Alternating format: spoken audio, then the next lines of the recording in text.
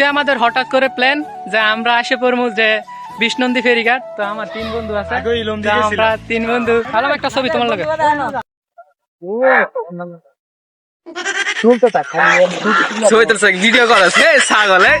মিষ্টি একটা ফ্যামিলি বানাতে চায় আমার বন্ধু, 2টা বাচ্চা আর তারা 2জন মিলে মানে স্বামী স্ত্রী আর 2জন বাচ্চা মিলে খুবই সুন্দর একটি সংসার হবে। আজকে আমরা চলে যাচ্ছি বিষ্ণন্দীতে, সাথে আছে আমার বন্ধু সৌরভ, আরেকজন ঘনিষ্ঠ বন্ধু আমার খুব আগিলা দিনকের বন্ধু লেংলাগালের। আমরা একটা অটো ভাড়া করলাম, অটো ভাড়া করে আমরা 2500 বাজার থেকে বিষ্ণন্দীর উদ্দেশ্যে রওনা দিলাম। তো আমাদের জন প্রতি 30 টাকা নিবে বলছে, যে পাথরঘাট নিয়ে নামাবে। তো আমরা দেখতে দেখতে বিষ্ণন্দী যে ফেরিঘাটটা আছে সেই ফেরিঘাটটার সামনে এসে পড়েছি। তো এদিকে কিন্তু মানুষ খুব কম, যেহেতু আমরা দুপুর টাইম এসেছি। আর নদীটা কিন্তু খুবই ভালো লাগছে, কারণ নদীটা একদম পানিতে ভরাট হয়ে গিয়েছে।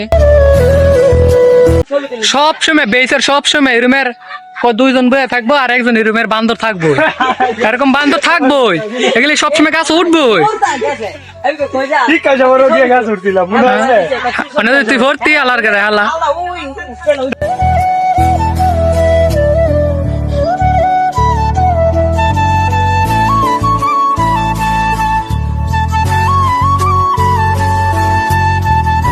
উর্ফে আমার বন্ধু, বন্ধু কই রে উর্ফে, বট গাছের উর্ফে হয়েছে আমার বন্ধু আর আমি হেন। তো এখানে নদীর পানিগুলা খুবই স্বচ্ছ ছিল, যার ফলে গোসল করার আফসোসটা রয়ে গেল। যেহেতু কলেজ থেকে আসছি তো এরকম ভাবে প্রস্তুতি না, এবং গোসল করতে পারলাম না, গোসল করার আফসোসটা রয়ে গেল। আর এদিকে জাহাজ যায়, খুবই ভালো লাগে।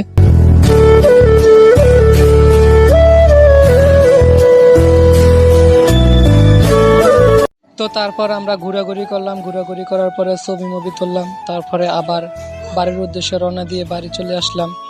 তো আমরা স্বপ্নদ্বীপ যাওয়ার প্ল্যানিং করছিলাম, কিন্তু স্বপ্নদ্বীপ আর যাওয়া হয়নি, বিকাল হয়ে যাচ্ছিল, যার ফলে বাড়ি চলে আসছি। তো খুবই ভালো লাগলো আজকের দিনটা, ব্লগটা এখানেই শেষ।